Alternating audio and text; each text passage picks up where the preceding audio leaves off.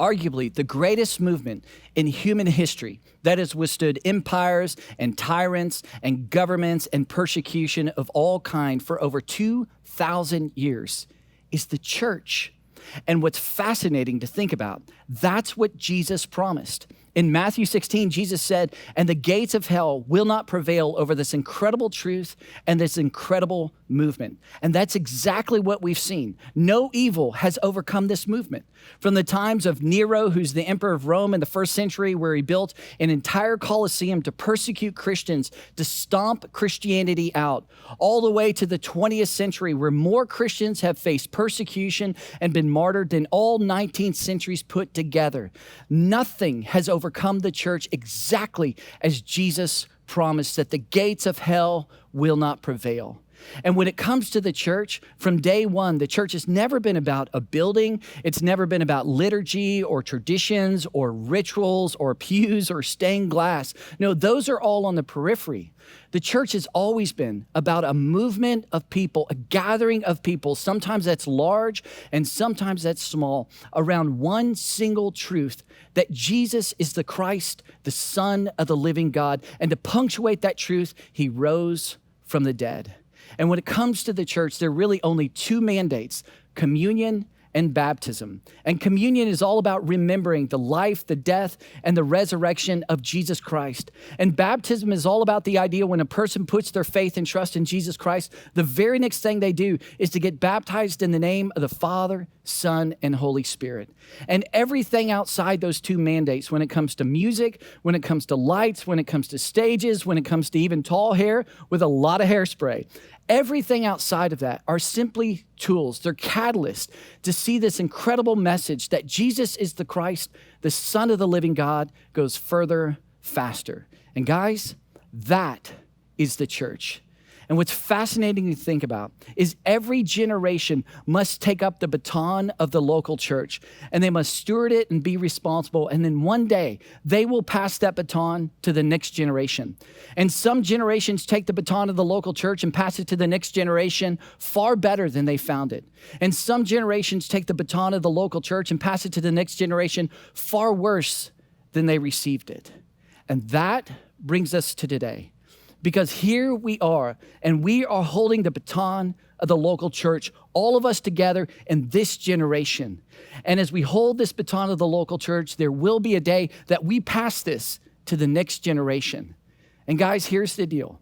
I think the question that we must ask as we hold the baton of the local church is not, do we have enough faith? Although that's a great question. It's not, what do we fear? Although that's a great question. I think the greatest question you and I could ask as we think about leading and stewarding the local church is, what is wise? What does wisdom require of us to do? Because Solomon says when it comes to wisdom, wisdom is supreme. Sell all you have to get it. Wisdom is more valuable than rubies, than gold and silver. And so the question is, what is wise for us to do in this season as a church? What does wisdom require of us? And that's what we're going to talk about today. And I'm really excited to introduce you to some incredible leaders to have the discussion about what is wise for us to do in this season. And so I want to introduce you to my friend Barry Cox, Jordan Geist, and Shane Norcross. Welcome.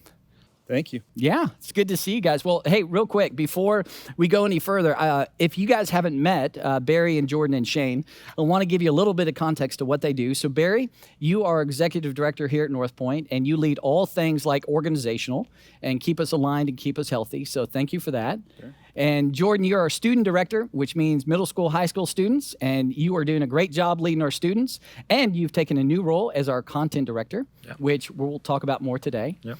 And Mr. Norcross, Shane Norcross, you are our groups director, which means all relationships, all groups, all community. That is you, and you are leading the charge. Yep. So thank you guys for being here today. Well, real quick, before we talk about, what is wise, what does wisdom require for us as a church, I'm just curious for you guys, over the last 5 months with COVID-19, the world has changed. Our world has changed. Your world has changed. So I'm just curious, how are you guys doing and how are you processing all this? Yeah, it's interesting that you say 5 months because, on one hand, that's a long period of time. On the other, it's really not. But for me, I don't know if you're experiencing this at home or not, like there are so many moments that are already very surreal in this process. Yeah. I just think back to that first Sunday of spring break. And I think that was that Friday when there was the first positive test in Austin. And so we were all slacking all day long with our leadership team. What do we do? All these people advising not to gather. And, we jump on a leadership team call that day and we're trying to plan it all out. And I remember specifically, we were like, hey, on the website, do we just say like, this is 2 weeks and then we'll be back? Like what should we actually write?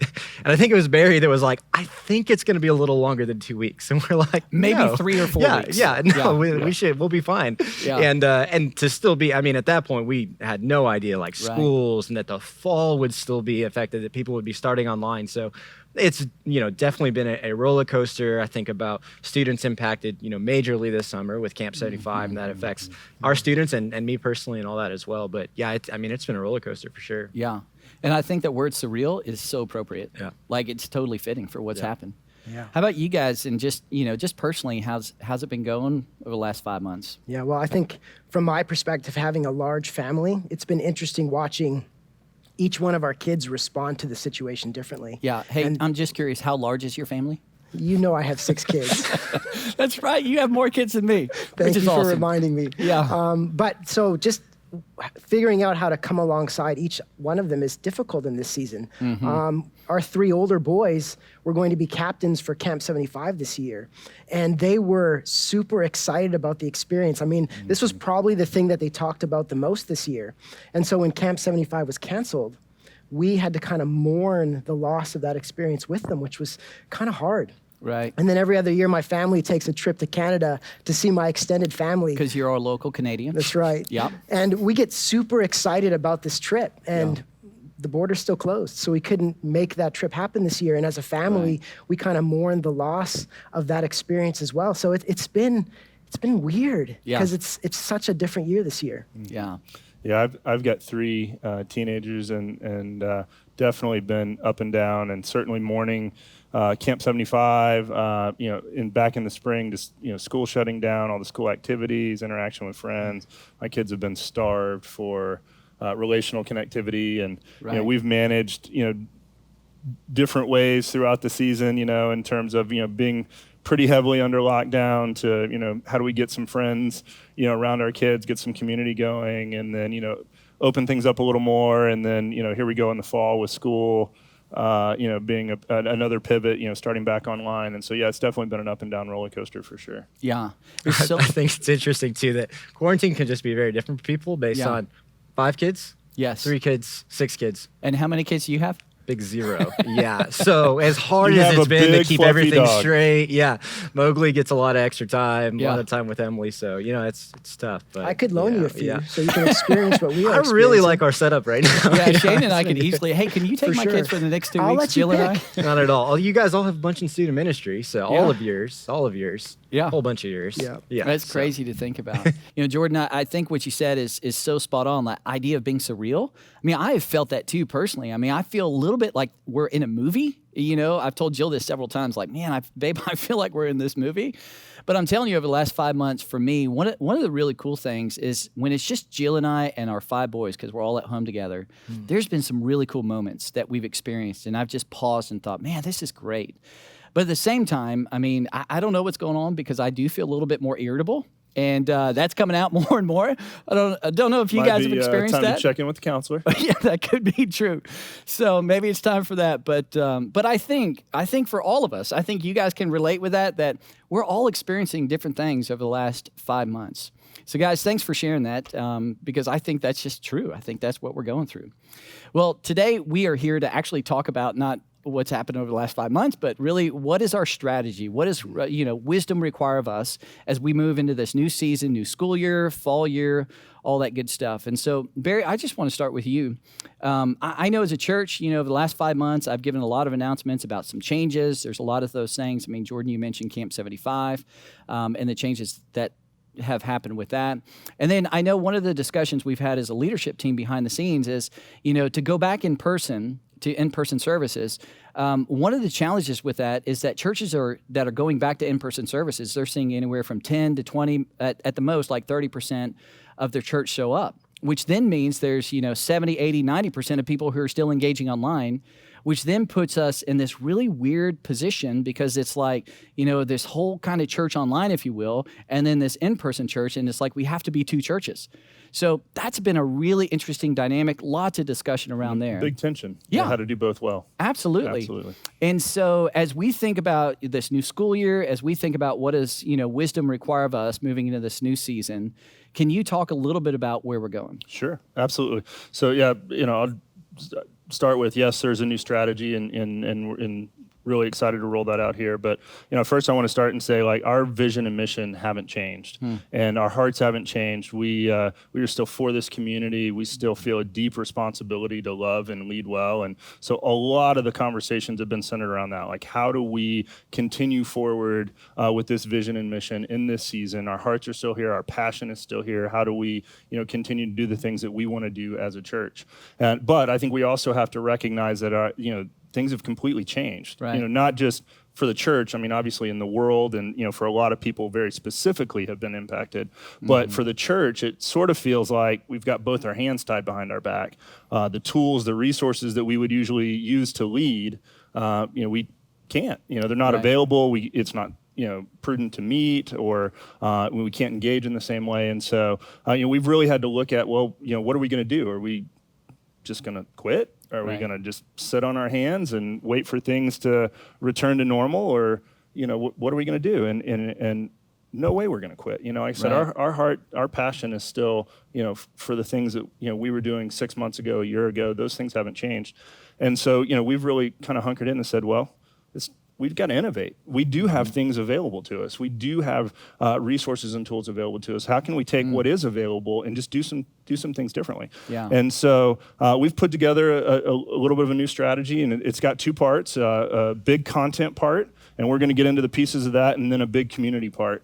On the content side, we recognize that we have to be able to engage with people digitally, where they're at, how they're already digitally online. We can't just forklift the Sunday morning church service they were experiencing in person, record it and put it online. Right. It just doesn't get the same engagement. Totally different experience. Totally different experience. Yeah. But we recognize that, we've got to continue to produce content to engage people. We've got to lead, we've got to teach, we've got to encourage, we've got to support. So we need to use those native digital platforms to continue to do that with content. Right. And we've got a kind of a three-part strategy there with our content side, and we're going to get into that in a little bit. Some of those things you've already seen, the dialogues on Sunday morning. We started to produce some extra online content, and we're going to talk specifically about how those pieces fit together. So that's the content side. But we also recognize that we don't want to just create a church of consumers, right? It's not just, hey, we're going to fill you with content, plug you with knowledge, puff you up and send you on your way, right? We all need community,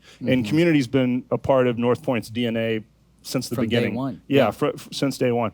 And so, but we also recognize we need to innovate on the community side as well. I mean, obviously those things are impacted. The tools we would normally use, gathering students in large gatherings, and small groups are impacted, and all those things. And so we've got to innovate there as well. And so we've got some really cool plans, some things that allow you to kind of casually interact around common interest, or to be able to go deeper in CGs.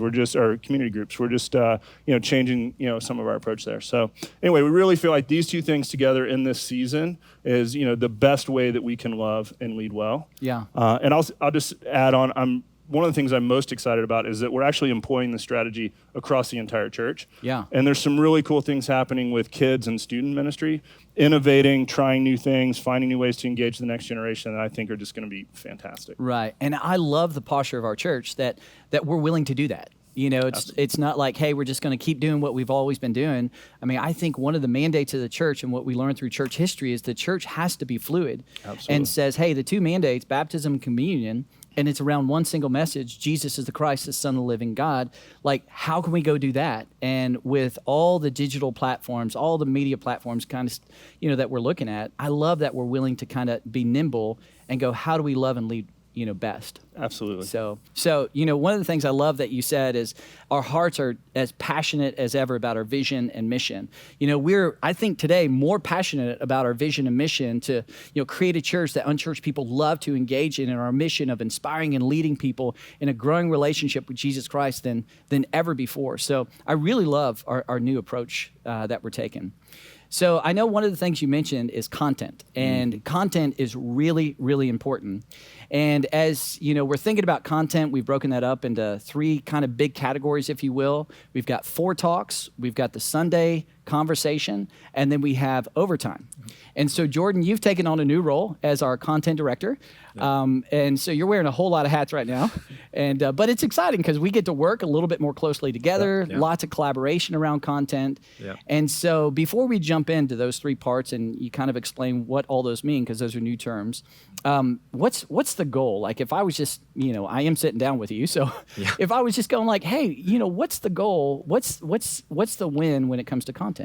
Yeah, I mean, I think to start the content conversation, I would reiterate a little bit of what you said up front, that idea that the church has never been just one day a week, specifically 1 hour a week, and we've been saying that way before this season ever started, but there are legitimately tools available to us today that the church has never had before. And I don't want to be dramatic and our generation is special, but there are really some amazing things available to us. It's never been the church can be in your pocket, in your car, in your headphones, working out, cleaning, TV, iPad, whatever it is, through your Alexa or Siri. I mean, it really is unbelievable, the opportunity that we have to connect now. And ultimately, our win with all that content is to create helpful content that resonates, meaning you know what to do with it, you can apply it in your life, and it resonates. It meets you where you're at currently in your journey.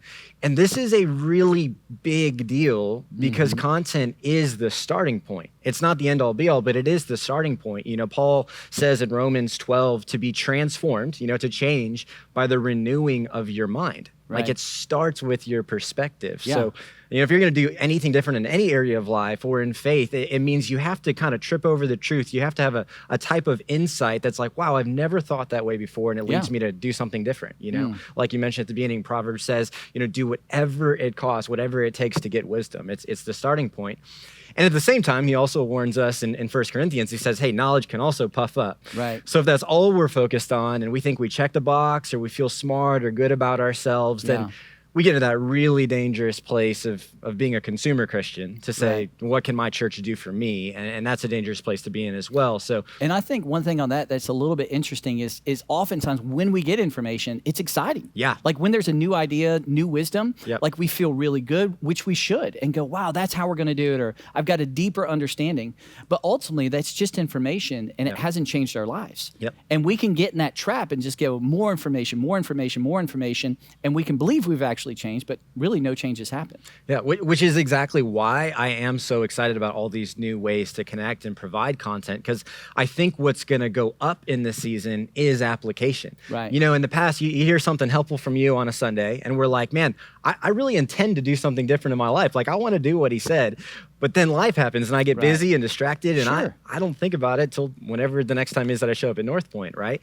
But now there's this reminder on Monday, and then we go further into the conversation on Tuesday, and here's how to apply it on Wednesday. And I'm watching it or I'm listening to it in the actual places where I can do something about it. I can call somebody, I can set up a counseling appointment, I can change my finance, whatever it is, I can actually do something about it. So I love that.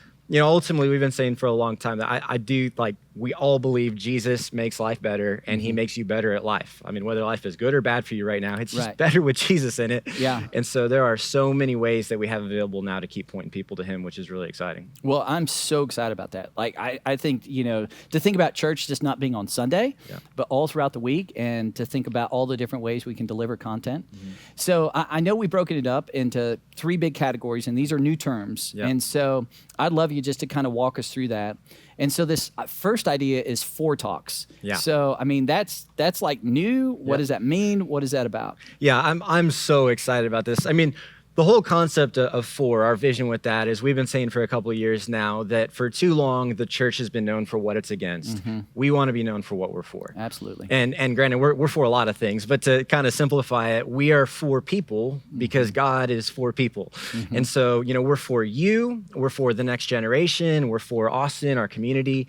And what we're for when it comes to people is we're for people growing, belonging, and finding purpose. Right. Growing as people, growing in your faith, growing as husbands and wives and parents and professionals. We're for people belonging, realizing, hey, you are not meant to go in this journey alone. So to find your tribe, to find your group, your people here, know that you can connect here. And then finding purpose, how do I connect my story to a bigger story? How am I a part of something significant in this chaos and craziness of life? So we just really want to be helpful with that. We want to be helpful and additive to the conversation wherever you are at in the journey. And that's the heart behind Four Talks. And it's really rethinking the way that we approach content. It's more of an on-demand style, if you will. It's almost kind of like Netflix, if you would. Sure. You can sit there and surf all kinds of different genres and shows and movies.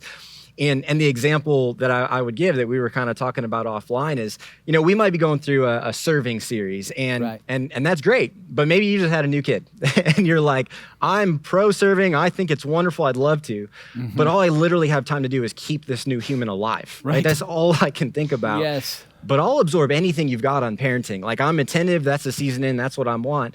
Well, as we build this library out, you would have the opportunity to engage with that. And so we're going to roll out a bunch of these actually just this week. Yeah. And they're short, they're 5-minute videos. A couple big, topics that we're starting with is, leadership, relationships, faith, personal health. And then we're just going to be adding to these a couple a week. The library is going to continue to grow and grow and grow. Right. We want to, hear from you guys and what your feedback is and what kind of Four Talks you'd want to hear about, but super shareable, super relevant. And I'm really excited about, the opportunities there. Yeah. And what's really cool about that, the Four Talks, some of those are specific for followers of Jesus Christ, but the majority of Four Talks are going to be, if you're a Christian or not a Christian, it's just going to be helpful and relevant to where we're at in life. So I love that. So that's Four Talks, but then we have the Sunday conversation. Yeah. And so if you guys have tuned in over the last several weeks, you've seen a little bit of a change with Sunday's conversation. But anything that you would add to that or anything that you would give context to? Yeah, I think what's important to keep in mind with that is that the Sunday series are going to continue to be the cornerstone of what we do because they're going to provide momentum, direction, unity for our church as a whole. And so those are going to continue to be important. But we are continuing to experiment. And so I think it's good for people to keep that in mind as well. Like we're going to be changing things from time to time. We're going to have these dialogues. It's going to be a monologue sometimes. It might be in different locations because we're ultimately trying to figure out, gosh, we have so many opportunities when we're not designing for a room, but we're designing digitally and online. What is it that we can do with that? So we're going to be adding voices, adding perspectives, and I think they're going to continue to get more and more dynamic. That's awesome. And what about music? Music is a big part of Great in-room. question. Yes. But then, in terms of, hey, now I'm in my living room or I'm on my phone, what are we thinking there? Yeah, well, we've definitely learned that music in a room is not the same as online, but that doesn't mean it's going to go away. So it's going to continue to be a part of the Sunday experience intentionally. Yeah. And we're going to continue to think through ways, well, what does it look like to consume music digitally? Because it does impact us differently emotionally and spiritually, et cetera. So, it'll be a part of Sundays. We've done things already like, Taylor and Jamie live on a Thursday. Right. Thinking about, Northpoint singles that are on, Apple Music and Spotify. So I can listen in my car and have those kind of moments and connect. So there's a lot of opportunities where music will continue to expand too. That's very cool. Yeah, that's exciting to think about. Yep. So we have Four Talks, we have our Sunday conversation, and then the last part of the content is overtime. Absolutely. And what's really cool, again, if you've tuned in over the last several weeks, you've heard us reference, hey, tune in on the overtime Monday or Tuesday.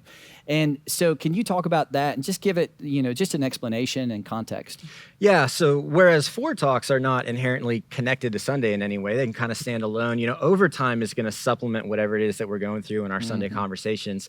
And what's awesome about that is, and this if you've probably given any kind of presentation before, but, Buck and I, regularly communicating, we always kind of even right off the bat sometimes cut hours of things that we wish we could add to talk the for like conversation. 5 hours. Yeah. Easy. Yes. People may not believe that. But We can put them to sleep so easily. Oh yeah, you guys think we go long now? We could go way longer. Yeah. So, but with this, avenue, now we have opportunities to have some of those side conversations and build on extra points throughout the week. So, I think about early on in this Fresh Start series, you answered a huge question in an overtime video about why do bad things happen to good people. Absolutely. Yeah. And that would have been a huge sidebar on a Sunday and added a bunch of time, but you could do that concisely, speaking right to it, in that a couple minute video in overtime, and that was awesome and so helpful. We've seen the extreme ownership video from Jeremy that's just super practical, or these podcast conversations where we got to hear the Ferguson story, and Wes added to this week. So lots of those opportunities and avenues to hear more voices, and also to see now, how do I apply this after the conversation got started on Sunday? Yeah.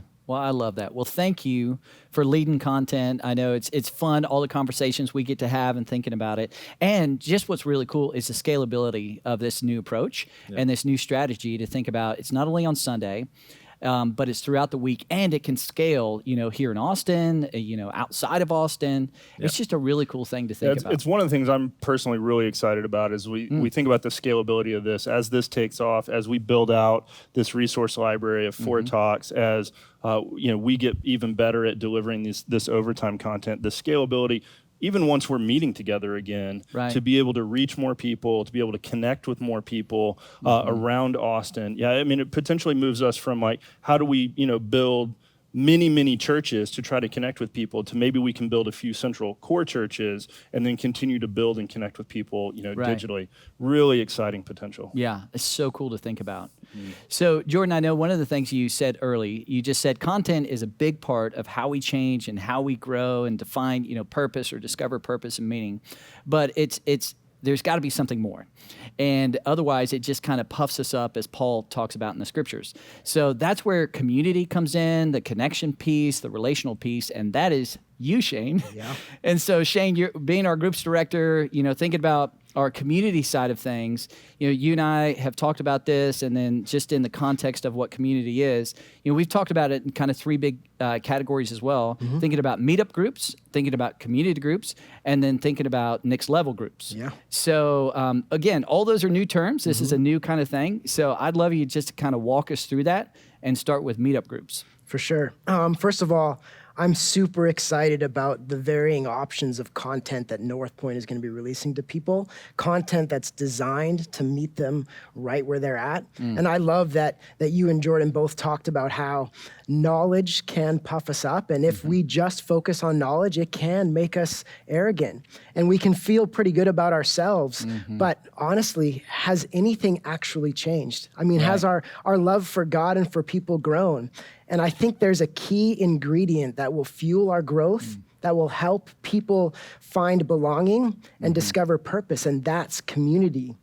And I love what Solomon said in the book of Ecclesiastes, where he talks about how two are better than one because they have a good return for their work. I mean, if one falls down, the other can help him up. But pity the man that has no one to help him up. And we don't know what this fall is going to look like. But one thing we do know is that people need community. And another thing we know is that community isn't one size fits all. And so we want to offer a varying options of community that will meet people right where they're at. And you mentioned meetups. And meetups are just a place where people can connect around a shared interest. I mean, we've got things that people can do together as simple as mountain biking or going for a run or playing pickleball. Pickleball?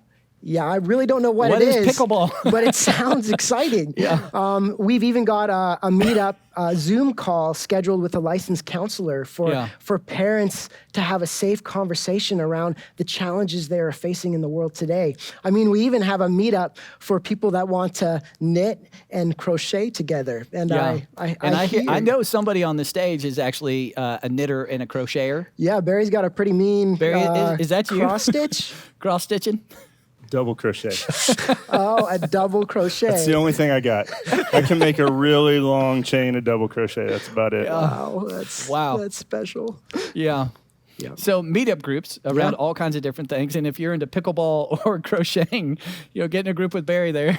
But I love that because that's just like everyday life. that's what we're doing. And to be able to form, connections and communities and relationships just around everyday life. I love that. It's kind of an entry point, if you will. Yeah. So then we have community groups. And if you've been part of Northpoint for a while, we've talked about community groups.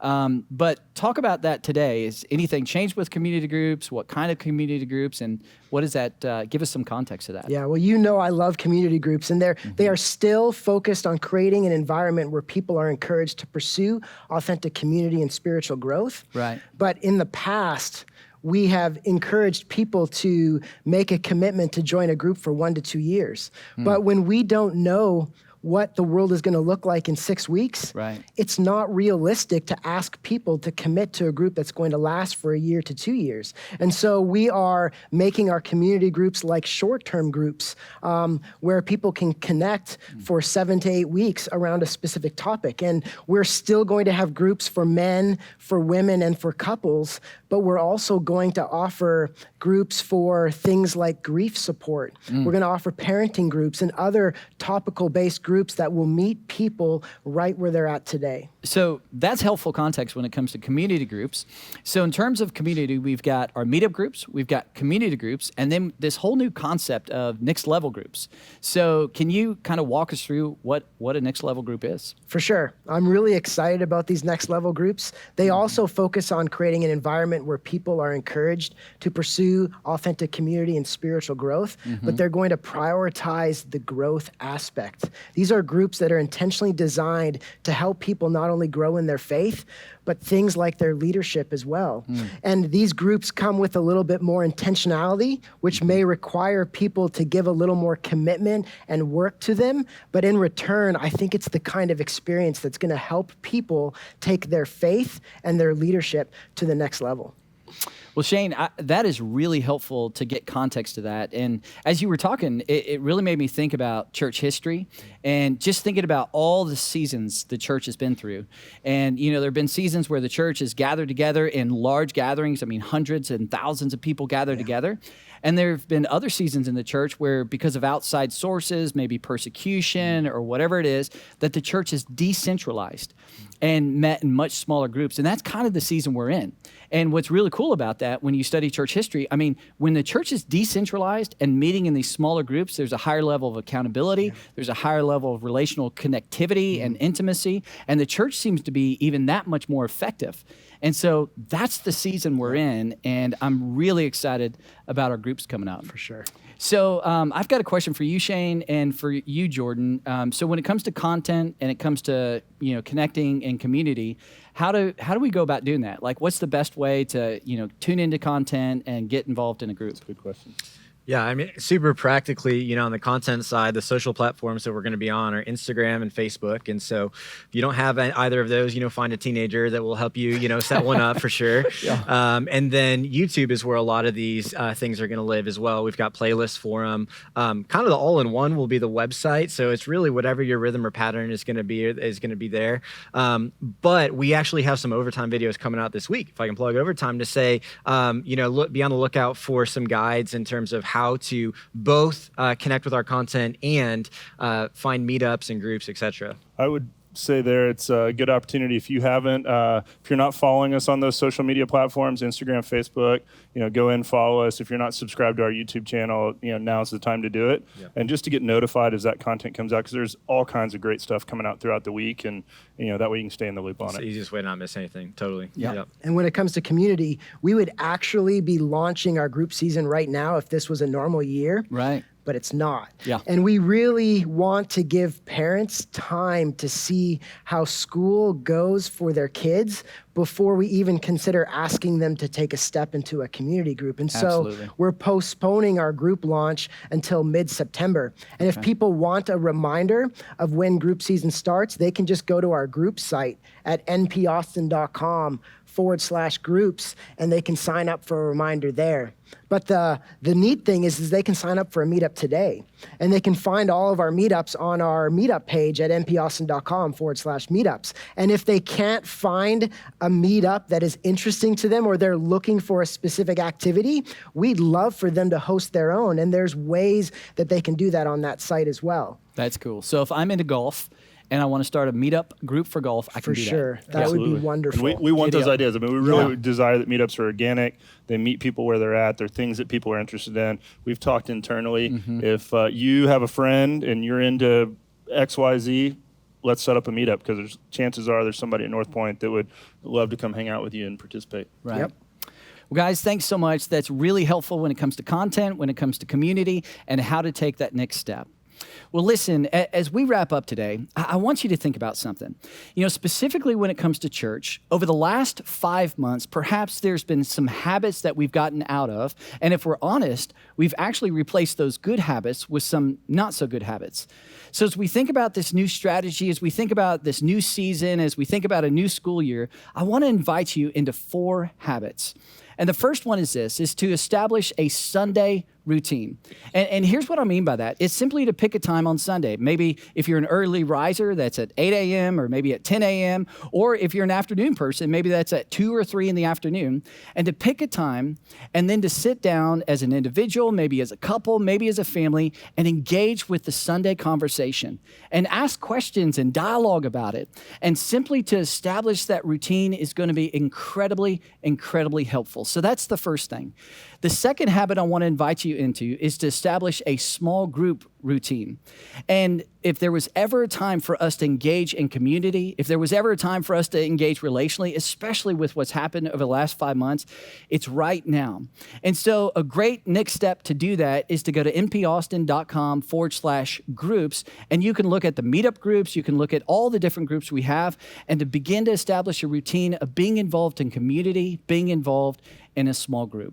The third habit I want to invite you into is to make sure that you keep your kids connected. Because this new season, we've got great things for Wambaland and Upstreet that are brand new. We've got some drive-thrus that are happening for our kiddos. We've got boxes that'll help them engage with the Sunday content. It's a great, great time to keep them engaged. And not only with elementary and preschool age kids, but also with Transit and Inside Out. That's our middle school and high school kids. We've got awesome new content. We've got awesome new small groups that we're kicking off. And if there was ever a time to keep our kids engaged, it's right now. And here's the deal. I want to give you permission to actually bribe your kids. So if your kids are young, maybe bribe them, say, hey, engaging with church, we'll give you some Lucky Charms or, maybe a Snickers bar, maybe just sugar them up or something like that. And if they're older, maybe you got to pay them to get engaged. But this is the time to keep them connected, because here's what I know is going to happen. As our kids connect, they're going to grow. They're going to engage. There's going to be some Sundays they're going to absolutely love. And I also know that they're going to engage, and there are going to be some times that they're not going to like it. And the reason why they're not going to like it is because they're kids, and that's what kids do. So I want to invite you to keep your kids connected. The last habit I want to invite you into is to continue to support Northpoint, and really on 2 fronts. First and foremost is to continue to pray for our church. Because guys, this is not my church. This is our church together. And I want you to pray because we need wisdom like never before. This is a new season. This is such a unique time in the history of our church. And so continue to pray for us. And then secondly, I want to invite you to continue to support us financially, investing in our vision and mission. Because there's no secret about it. There's no outside organization supporting us. It's us coming together and investing financially in our vision and our mission. And when we do that together, it allows us to do what we're doing today. It allows us to provide this content, to provide overtime content, to provide 4 talks, to provide the Sunday conversation. And then it also allows us to establish these incredible groups, meetup groups, groups all around our city, groups that are easy to get engaged with. And then it allows us to serve and to love people in our community, people throughout our city, people throughout our neighborhood, and people throughout the world who are hurting and need the church to come alongside them. That's what your financial investment does. So as we move into this new season, I want us to invite you into these 4 new habits: to establish a Sunday routine, to establish a small group routine, to keep your kids connected, and to continue to support Northpoint. And guys, if we can do this together, here's what I would imagine. I think one day, maybe 5 years from now, 10 years from now, we're going to look back to this moment and we're going to be incredibly proud because we listened to the voice of wisdom and we were able to take the baton that's handed to us in this generation and hand it to the next generation far better than we received it. So that's what I want you to think about. Well, guys, again, thanks so much for taking the time to have this conversation, and I would just love to pray for our time. Father, thank you so much for your love for us, for your grace. And God, thank you for allowing this wisdom to be provided, that you are a God of wisdom. And God, as we think about this new season, as we think about these new habits, what I know is that we just need you. And so I just pray that you lead all of us to take a step, to trust you, to get involved in community, to get involved in the content, and just to stay faithful. Father, we love you. Thank you for this time. In Jesus' name, amen.